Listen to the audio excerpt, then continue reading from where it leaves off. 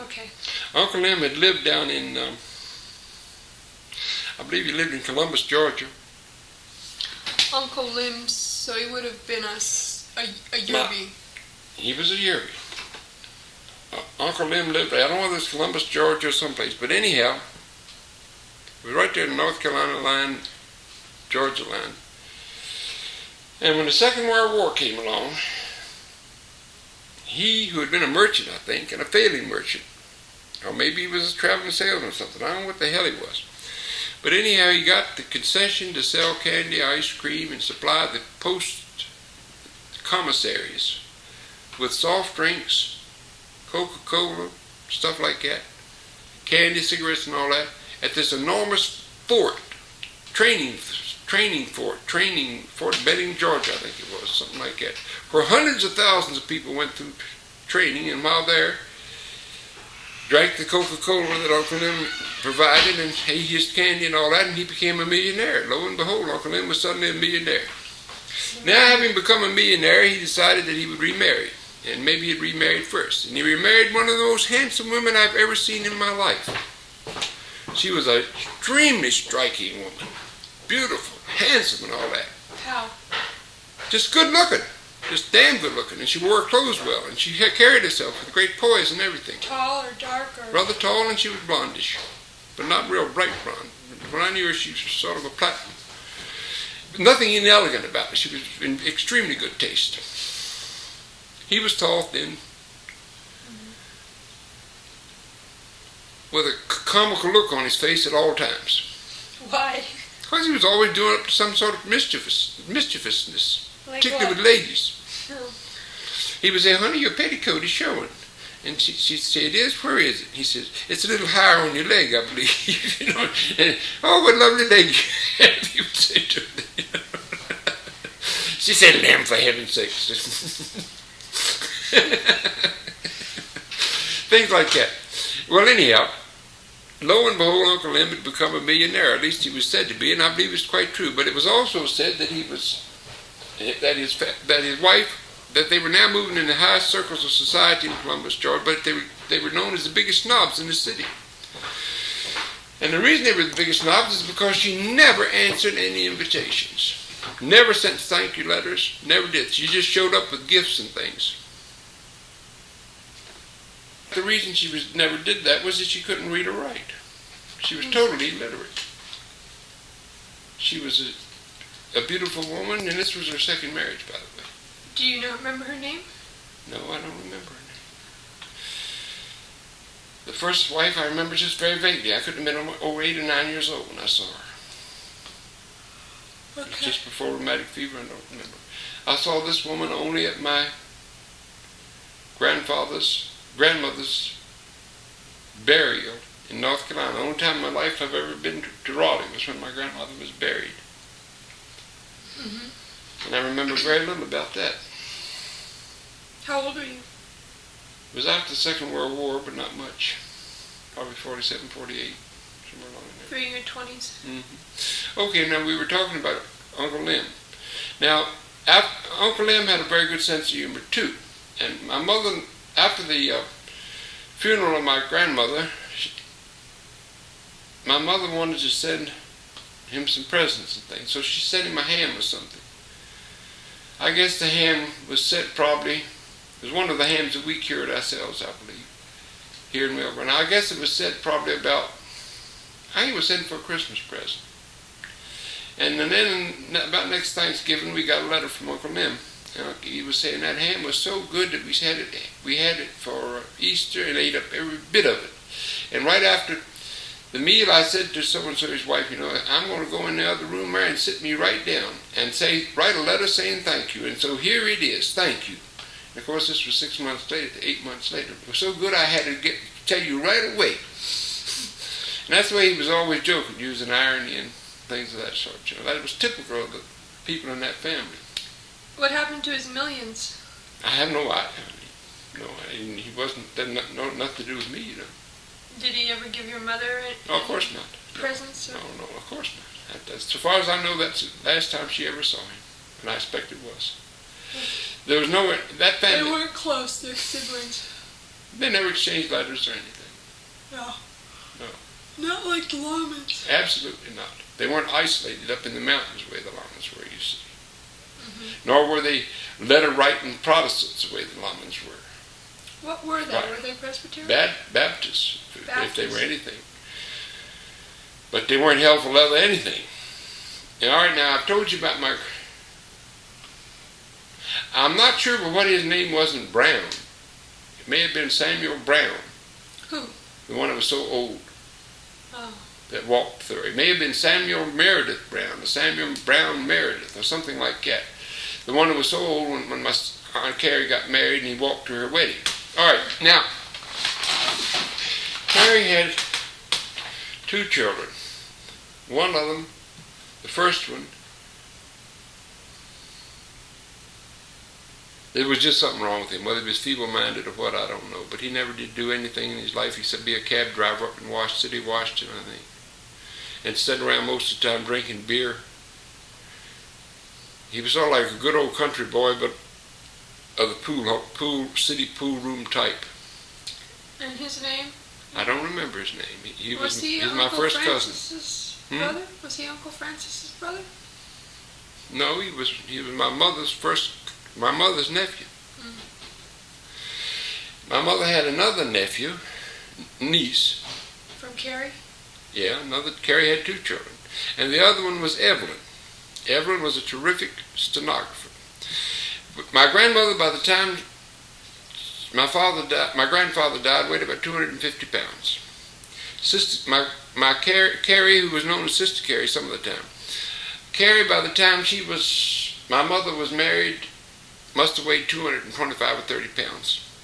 Evelyn, who was a big, tall woman, like my mother, never weighed less than 180 pounds in her life, and at times had a large belly and moved around. She was married 7 or 8 times, a woman of enormous sensuality.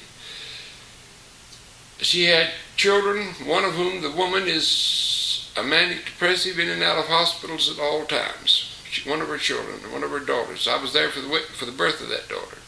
She had a son who was sort of escaped from everyone, taken off, who was famous for running up large charge accounts at places and being sort of a fraudulent person.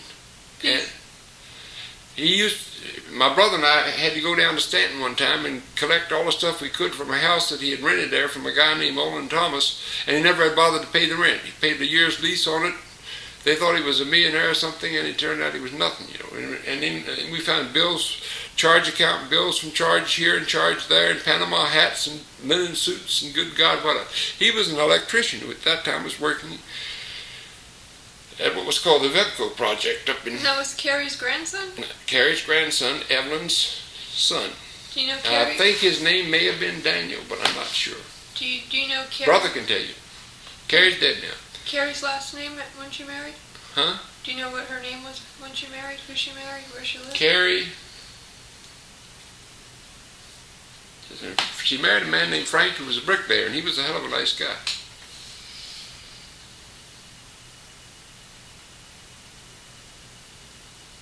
I don't remember the last name. I do not. She married a man named Frank. He was a bluff, blue-eyed, square-chinned, straight-nosed, Irish-type looking man with florid face, used to working out of doors being a bricklayer. As he came into older age, and he was an old-time craftsman at bricklaying. One time after the Second War, he took me around part of Richmond.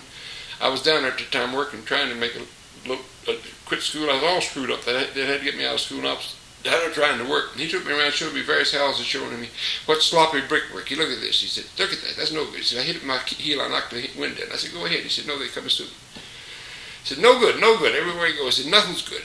And then he showed me some good brickwork that was done. Well, he was a real master mason. So Carrie. A real good master mason. Carrie lived in Richmond. Carrie lived in Richmond. Yes, all her life she lived in Richmond. Oh, but she grew up on the fairground, right? She grew up where my mother was. In Raleigh. And she married in Richmond, though. Married someone who went to Richmond to live. Oh. You see, my grandfather was from Richmond, Yerby. Right. All right, so Frank, I can't remember what that man's name was. Frank something. Anyhow, Well, let's go back now. So Carrie had the two children. Carrie herself big and fat, Evelyn big and fat, Evelyn a secretary, an amazing woman at typing. She could type very, very quickly. Evelyn's only 7 or 8 years older than I am. I remember when I was a little boy, I thought she was the sexiest looking young woman. She was about 14 or 15 years old at that time. I was just a little kid, but I used to be down at their apartment in Richmond, and she and my mother would be sitting there talking, you know. She couldn't have been more than 10 years younger than my mother.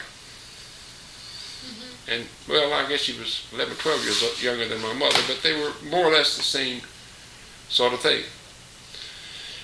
Well, Evelyn had many lovers, many husbands. Some of them would marry her, then remarry her. The last one of her husbands that I knew of settled eventually up in Highland County, where he became owner of the largest farm in Highland County, for God's sakes. Extremely wealthy man. And when did she start getting fat? About the time she was 16 or 17, I guess. But yet she still kept marrying all these people? Yeah, she kept marrying the fatness. I just thought there was more Evelyn. Good God. She married a fellow named Duval once or twice. She married different people. She usually ended up marrying the bosses. I don't know, she was funny. She was a hell of a good typist, stenographer. She could type something like 150 words a minute without even trying. Was she hugely fat? Huh? Hugely fat? Yeah, she's about like me or like no, Ann? fatter than you. Not as fat as Ann, though. She just moved around like a large dirigible or something like that, you know. So she wasn't. But later on in life, I don't know. I hadn't seen her that much. But later on in life, anyhow, I got to go back and talk about things now. So she had children. She had the two children. The daughter in that family, I think, is in and out of hospitals all the time, and apparently is manic depressive on lithium at all times. The son, as I say, turned out some sort of a crook. And these were the children of the man who went up into Highland County, the man who was a farm guy and I liked. When I knew him, he was a salesman in Richmond selling stuff. And he loved to fly.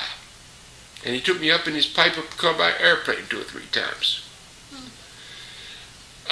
He liked to go fishing.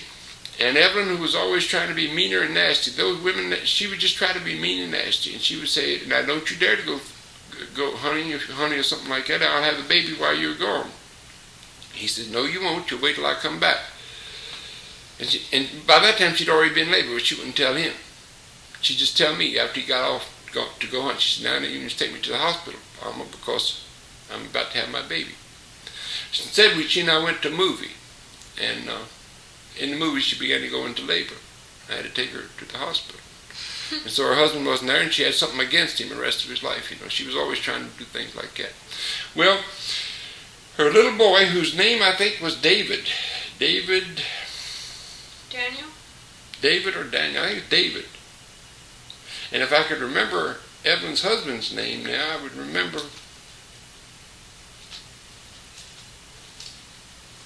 He was well known up in Highland County in later years. He owned 3,000 or 4,000 acres up there.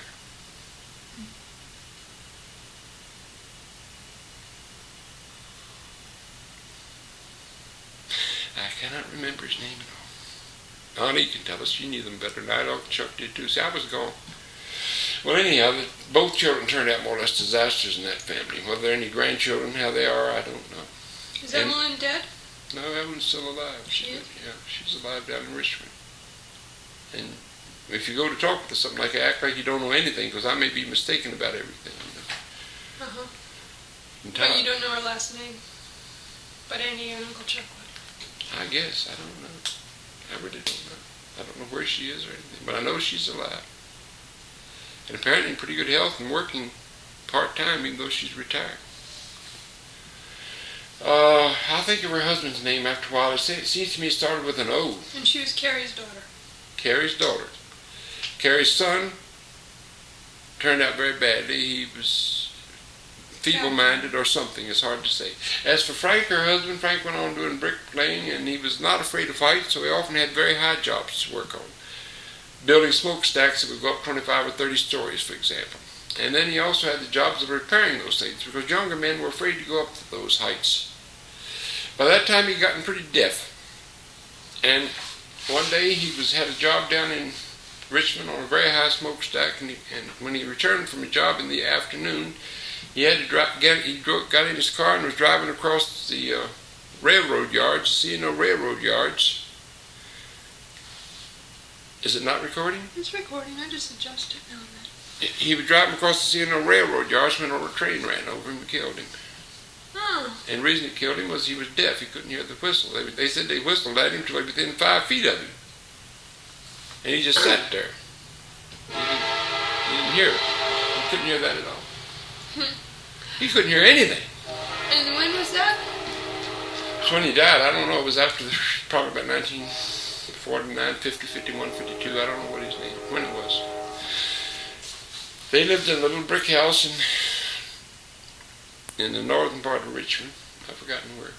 Okay, now we go back now to my grandmother. Let's see. Now we talked about her brother, who my mother's brother, who sold things during the Second World War and became rich, and whatever happened to him after that, I don't know. And I saw him just that once. All right, now my mother's uncle, who was at Asheville, I don't think she had seen him for many, many years. My father and I saw him once, as I told you. Calvert. Yeah, Talbot. That was Uncle Talbot. And one time in the late 40s, I guess it was, probably in the 40s, might have been in the early 50s, Talbot and his wife were coming to Millboro to visit. They'd never been to Millboro. My mother hadn't seen them for 20-some years, she said. And she asked me to cut the grass. And so I cut part of it, but it was a hot day. I don't know why I was home or anything, but I wasn't home. And I cut part of it, and then so I quit for a while. She expected them about 4 or 5 o'clock that evening. They were coming in after a long drive. And I said, I've got plenty of time to do it. But she was very apprehensive, very anxious. And also, she never trusted me. She never trusted anybody in a way, but she certainly didn't trust me or my father. And so after a while, when I was upstairs, I heard the lawnmower running. Well, she was sick with a little bit of flu and some sore throat. And there she was outside cutting the goddamn grass. But it made me so mad that I went outside and picked the lawnmower up and threw it over the goddamn fence into the chicken yard, where it smashed into 100 pieces. And there wasn't any more cutting the grass possible because I busted the lawnmower. So she went running into the house, lurching from side to side, weeping like mad with her arm up over her head like this, crying. And when she went upstairs and got in bed, and when I came, she was holding herself like this, looking at me like she was terrified, like I was going to kill her, scared to death. And I was so hurt, you know, and everything. And she felt like I'd really hurt her mortally. It was an entirely symbolic thing, of course. I went and borrowed a lawnmower from somebody else and cut the grass. In those days you had push lawnmowers. You didn't have motor lawnmowers. And she couldn't go out there and push the damn thing. I was the only person who could do that. But I borrowed one and cut the grass, and then they came in the afternoon and everyone wanted to see him. But that's the sort of stuff that was going on in my family all the time. Just terrible things. Okay, that was the last time that I knew anything about that part of the family, except that years later I heard that one of the children in the family, one of the Staffords, had written a novel or something that had made a good deal of bucks and had been well known. And she wrote short stories or something. I don't know anything else about it. I thought that her name was Jean Stafford, and she might have been the Jean Stafford that lived in New England, but on the other hand, that Jean Stafford may have been some other Stafford altogether. I don't know. So, now we come to... Do you know any more stories about Aunt Emma and her early Not marriage? Aunt Emma, Miss Emma, who was my Emma, grandmother. I'm going to tell you, not too much marriage. about it, but a little bit. I'm going to tell you what I know. Okay. My mother was sent to the fairground to be with her grandfather every summer. She didn't live there the year round, but was there during the summertime mostly. Emma and her husband, and the rest of them, lived in Raleigh in a house on a street, quiet street. I saw that house. My mother... She didn't live by the fairground all year round? No, not all year round. But she could go there all year round because it was her grandfather's farm, you know. Uh-huh. My mother's had the same colored woman who had been with my grandmother when she eloped. Mm-hmm. Was with my mother as a little girl and just about raised her. And when grandmother finally died, my grandmother finally died, and we went down there to the funeral. Well, there were more black people at the funeral than there were white people. There must have been 25 or 30 black people, and only the members of the family, the white people. And now some of the black people were so old, and they all came up and hugged me and everything, you know. And my mother too, you know, they hugged her because they hadn't seen her. She hadn't been back to Raleigh since she left there when she was 12 years old. Huh. So they hadn't seen her for 40, 50 years. Well, now going on back now to that marriage. My mother went to the fairgrounds in the summertime and did all rides and all that, and played the marbles and became the champions and all that sort of stuff, and knew the gypsies and had her fortunes told and all that sort of thing. And the others lived in this little house on a shady street. That was her home, on a shady street there in Raleigh, with magnolia trees all around and a heavy scent of sweetness in the air, all the central things that you have down south in the summertime, you know. And her husband worked for the uncle, her father worked for the government one way or another, and justice of the peace, and maybe more than that justice, and worked for things. And then her brother came in later, and her brother Talbot, her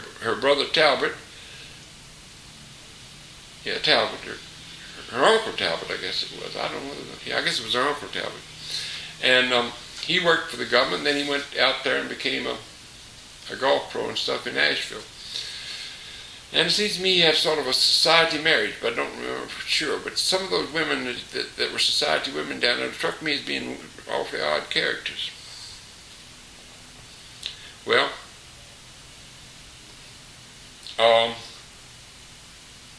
Mother said that there was often a lack of money in the family. And Miss Emma told me about that too. She told me one time, for example, that they needed food so badly. And Grandfather had said, well, he said, I'll get paid today and I'll go get us some food. So he went, and when he came back at evening, he didn't have food. He had a new fiddle that he'd gotten. There was no food.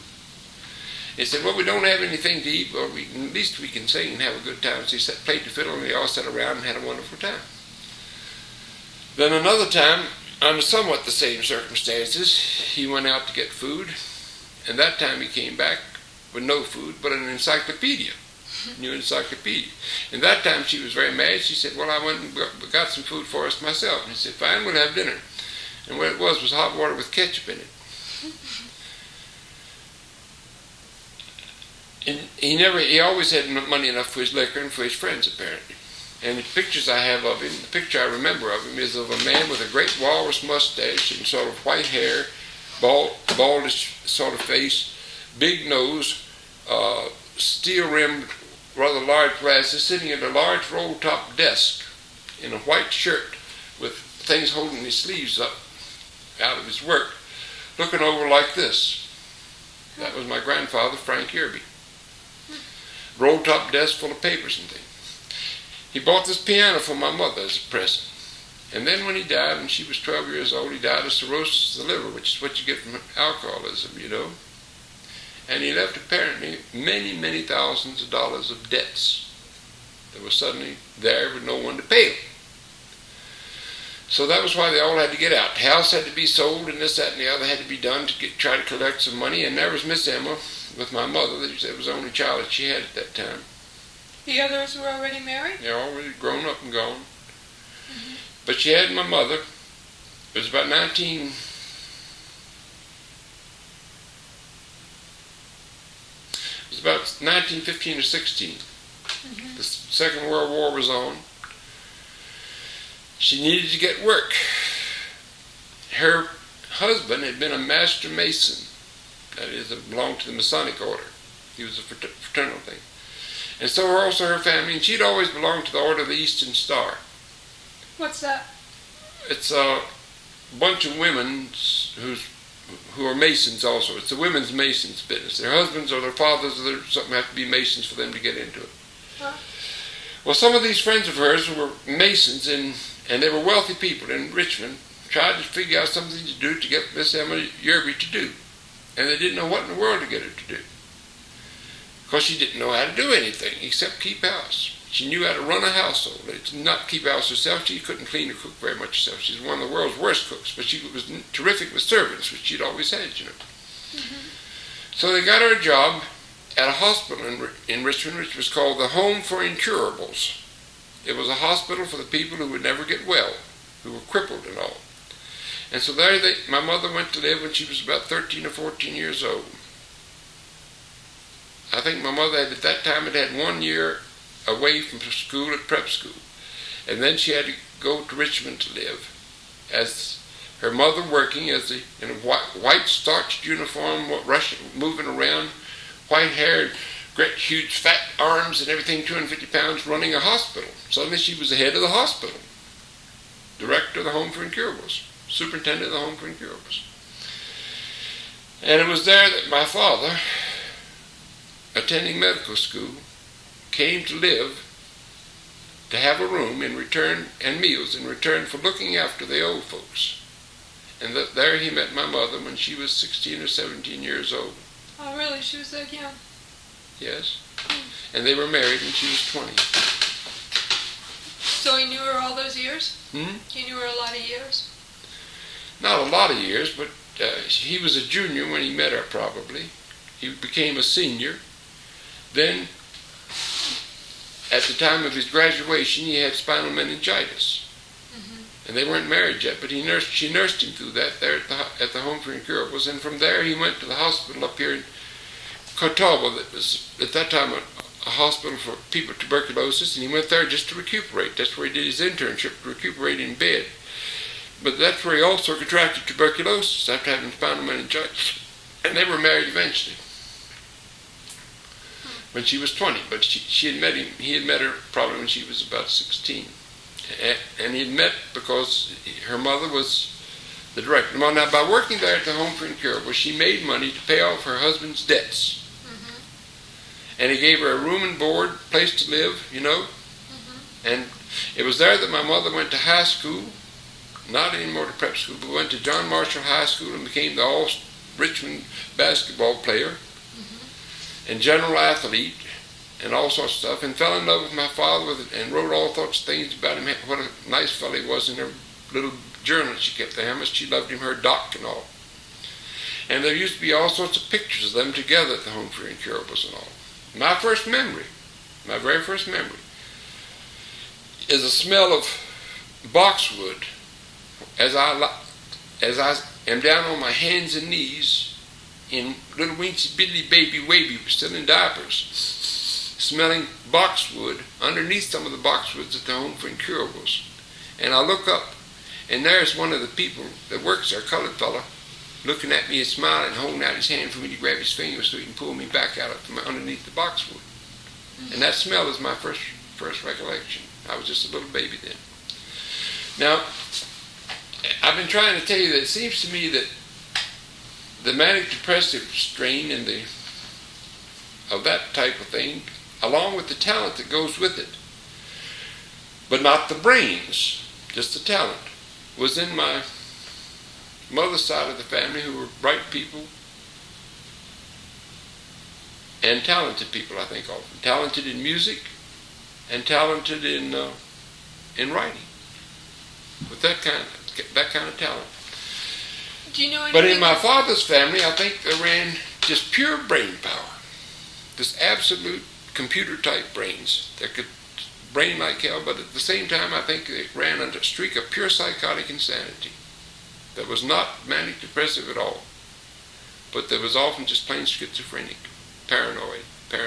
It shows a little bit to my brother today, who, if someone knocks on his door up where he works, his daughters tell me that 9 times out of 10 he won't think it's a student coming in, he'll think it's someone come to fire him.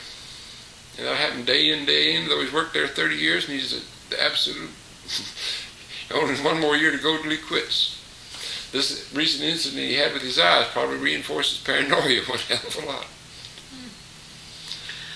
It'd be different if he had been derelict in his duty or anything like that, as I used to be. I mean, I used to not even bother to go to the office for days. And so if I happened to be at the office and someone knocked on the door, I could well think there was some trouble, going on. But brother's not like that. He's not derelict. Do you know anything about Miss Emma's brothers and sisters? How many there were? I know nothing at all about that, except that one who was her brother Tal is the only one I know about.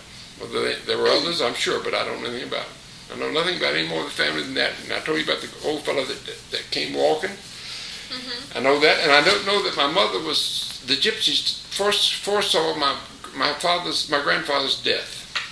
Hmm. That's one thing that I remember. And I know that my mother was never able to stand the smell of, I think it was orange blossoms or whatever it is they use at funerals, because my grandfather died in the summertime, and the embalming something was not very successful, and to cover the smell of his death, there were all sorts of flowers there. Mm-hmm. And she was unable, later years she would always get sick. I remember her talking one time with one of our cooks that worked for my father. She was saying she had no idea about sex when she was a young girl. She had no idea what a man looked like. She had no instruction, and she knew nothing about anything. So she wasn't a farm girl. She wasn't raised out on the farm the way other people have been, you know. Beyond that, and beyond the things that have happened, now if you were to look down and see the descendants of my grandmother Emma and my grandfather Edwards, B.K. Edwards was the name of the fellow up in Evelyn's wife, who lived up in B.K. Edwards up in Highland County, and he died just a few years ago. His son Edwards was just the next thing to a thief. Well, he was a thief of various sorts, and he hadn't been heard of from years. And his daughter, Carolyn, I think her name was Carolyn Edmonds, is the one that apparently is sick. We're going down to look at the children of that union, of the Yerby and Stafford Union. You'll find that there was my mother who had rheumatic fever, and who married a man, my father, that was about as sick a man as you could ever get mentally. Mm-hmm. And had two children, myself and my brother. I, often sick mentally, but very, very bright. And my brother, very, very bright, and apparently with a sort of a neurotic paranoia built into him. But I'm more sicker than that mentally, because at times I've been quite sick. My father had done a suicide attempt. He was insane at times. There's no question about that. And also a drug addict. Don't you think the drugs made him crazy? No, I think that it was other things too besides that. I think he was crazy to start with. Yeah, I think he was crazy to start with. But that's my father. As for my mother, I don't think she was really crazy to start with, but I think that she did have manic depression coming on at various times of her life, because mother would often go to bed at 5 o'clock in the afternoon. 6 o'clock, immediately after she had her supper, go to bed. Mm-hmm. At the same time, she could get up and work physically for hour after hour after hour. Painting a whole room. She loved to paint houses. You go away for a weekend, you come back, the whole inside of the house has been painted. By whom? Mother. She's done it all by herself. Whoosh! Water paints. These paints that you use with water and rollers and things, they were just like opening a Pandora's box of magic for her. She loved to change the colors of the house and things. And of course there was something my father preferred not to, he didn't like things to change too much. But now going back to the children, there was my mother and then my brother and myself. Then there was her sister Carrie with Evelyn, screwed up as hell, in a obviously sort of a sexually promiscuous woman of the very, very first order all her life, with one marriage after another, after another, after another, and having two children, one of which is now a mental patient in and out of mental hospitals, and the other one may or may not be, but if he's in and out of jails, probably. Okay, that's two of the children, of the grandchildren. Then one other of the children of the grandchildren is Carrie's other child, her son, who was sort of a mental defective. I mean, he was just a strange person, drove cabs all his life. Now what happened to his children, I don't know. They're probably oddballs too. Then you go over to my mother's brother, Talbert, and you find that he began as a... Lim. Huh? Thought Talbert was Emma's brother. Thought Lim was your Lim, I beg your pardon. My mother's brother, Lim, and you find that Lim... Lemanuel? I guess it was in the manual. I don't know. They called him Lem. Why my throat is sore? You'll find that Lem had this unsuccessful marriage. He drank like hell and all that sort of stuff. But now let me tell you a few little stories about Lem, because Lem was a really nice guy in many ways. I remember when my grandmother died, we had a funeral in Richmond, and then the burial in North Carolina. At the funeral in Richmond, we went to a hotel, and Lem, who had a good deal of money, apparently took a whole suite of rooms for everyone to stay in. I don't remember. But anyhow, I know that Lem had some heart attacks by that time. There's been some bad heart seemed to run in that family too. He had some heart attacks, and so my father said, Lem, come over here and stand beside the bed, and I'll examine you. So Lem came over and took off his shirt, and Father put his stethoscope there to him and began to listen to him. And I remember Lem took out his wristwatch. He took out his watch, and he would hold it over on this part of his chest here, and he would look off like this, so innocently.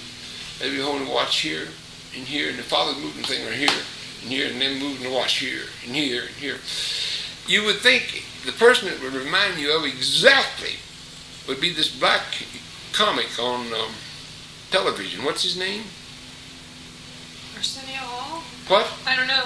This black man has a family on television. He was Bill Cosby? Bill Cosby. That humor, exactly like that, exactly the same humor, exactly the same everything, exactly the same kind of personality, sweet, gentle, funny, exactly the same as Uncle Lem would be and as the other people in the family would be. It's exactly the same damn Southern. I don't think being black or white has anything to do with it at all. It's just that type of humor. That's the way Lem was. He moved it thing from one side to the other. Then if they're sitting down for a meal and his mother would say to him, Lem, cut me off a little bit of meat, won't you? How much meat, honey? Just a little bit. Why, certainly, honey. They cut off a piece that wouldn't be the size of a toothpick, and he'd hand it over to her. He said, now don't lose it, honey. She said, lose it. She said, I wanted to eat it. He said, I can't even see it. He said, don't worry about it. I give you enough. And that's the way things would go on all the time in that family. Well, will you pass me a pea? Yeah. May I have a pea, please? And so he'd get one little pea. He said, I believe I'll have two. Yes, sir. Of course, honey. Here's two. And that was the same sort of stuff that they had. It was there was a lot of sweetness and light and all that. But then here was a man who had his first horrible marriage, and it seems to me that marriage may have ended with a suicide or something like that. I don't know. And then he married again, and it was a successful marriage. But he married a woman who, like his mother, was illiterate at the time. Now I've told you about as much as I know. I heard something click. No, it was me. I've told you about all I can tell you about that family, except a few things that my grandmother developed pernicious anemia. She was no longer able to work. She should have, in any reason, have been able to come and live with us. But my father and mother didn't get along, and there was one scene after another. What she did do is when my father would be in the hospital for drug addiction or for alcoholism or for just general insanity, which happened every year or every 2 years, all through my childhood, he would have to go to a hospital, usually Tucker Sanitarium in Richmond, to dry out or be cleaned up or stop shaking or something like that. She would come and stay and take care of my brother and myself while my mother and father were gone. So your mother would go and be with me? It would pass as a vacation, but it would be her really coming to. Afterwards, when my father then would become convalescent, he and my mother would go somewhere and sort of be together at a beach or someplace like that. They never had very much money, so they could never do very much in the way. And a whole lot of the money they did have went to these things for the hospitalizations and all. So she would come, and my father hated to have her around. Why? He was often nasty to her. He was that way about most everybody. He was a very cruel man. Very cruel. Well, why does he have such a reputation around here of because being so he was good? fine among patients. Oh. Patients he was all right with. I told you, he's a very smart man, too. And he used his intellect and everything with his patients. He was the finest doctor I ever knew. Far and away the finest doctor. But he was also the brightest doctor I ever knew. He never forgot one single thing. Father's memory was absolutely impeccable. He did not forget a thing. Even on morphine and everything else? No, he never forgot a thing in his practice, at least, you know. Whether he forgot anything else, I don't know. But he remembered every patient. He remembered every symptom, everything. And he read constantly his books. He kept himself up in his medical practice. Besides, he was going back to hospitals every year, practically dried out. He was seeing the newest things. And when he was gone, he'd have to get other doctors to come here and take his place, you see. Someone to take his place. Well, anyhow, Miss Emma would come and share. Well, she developed pernicious anemia. And in those Where days, did she live when she wasn't with you guys? that's what I was going to tell you. That she'd been a Mason. She could no longer work. She went to live in the home for old Mason, for old women, called the Eastern Star Home, or whatever it's called, down in Richmond. And there she had a little room. It was like a nursing home. It was for old Masons and for old ladies in the Eastern Stars, mainly maiden ladies. And when they went in, they had to give them all the money that they had, and they could stay there the rest of their lives free, being maintained by the Masonic societies. And apparently her family had been very big in Masonry in Richmond, or her husband's family, because there was never any difficulty having her kept there. She could see Carrie, who came to see her, and once a year she would get all dressed up and come up. She always wore lavender. That was her favorite color, lavender. She used bluing in her hair to make it real white and pretty. She was as pretty as she could be. Absolutely white because of anemia, you know, pernicious anemia. You can put powder on her and make her look darker than her natural color. She always smelled real sweet and nice, and usually of lavender, verbena. But she... Lilies of the valley, they were the scents that she used. She was always sort of chubby, and she was always... She was chubby but not huge. I thought you said she was 250 pounds. She had been, but she'd lost that weight, you know, pernicious anemia. She often had thrombosis in her legs. And she had to eat every day of her life about 2 or 3 meals of liver, raw liver, because that was the only way they had in those days of getting the vitamin B complex that you have to use to treat pernicious anemia. And, okay, she could not cook. She'd come up here and try to cook. She couldn't cook at all. But she was good at taking care of us. We called her Allah. My mother called her Duncan. And she would play checkers with me. And she would cheat. And she would play setback, or she would play solitaire with herself, all by herself. She loved to play the game because she played them, of course, when she's in the Eastern Star home. And as she played there, she would cheat playing solitaire. I said, "What are you doing? Why can you cheat?" She said, "Well, what do you mean I'm cheating? I'm not cheating. I would never cheat in solitaire." I said, "I declare for goodness you are. You turn them over just 1 card at a time instead of 3. You mean you're supposed to turn them over 3 at a time?" "Yes." And in the same way with checkers, you know. She said, "Oh my goodness, Mama, what's that over yonder?" And I looked across and I looked back. I said, "What's this? Allah, I had 3 kings. I don't have a 1 king now." She said, "You didn't have a 1 king before. You're mistaken." I said, "How can I had 3 kings?" I said, "Mama, Allah's cheating again." And she'd come in and say, "Duncan, please don't cheat with little boys." She said, "Honey, I would never cheat them." You know, and then she'd be cheating again. Same way with setback. And the same way with pickup sticks. We'd play pickup sticks, sitting around the table and play pickup sticks. And the whole damn table would shake, you know. And she'd say, "I didn't shake anything, the table shook." And what she'd done was to kick the table, real smart kick. She always came back and forth by train. We never took her by car anywhere. Never. She didn't trust them? No, I don't think Father would do it. I think he was just no good in that respect.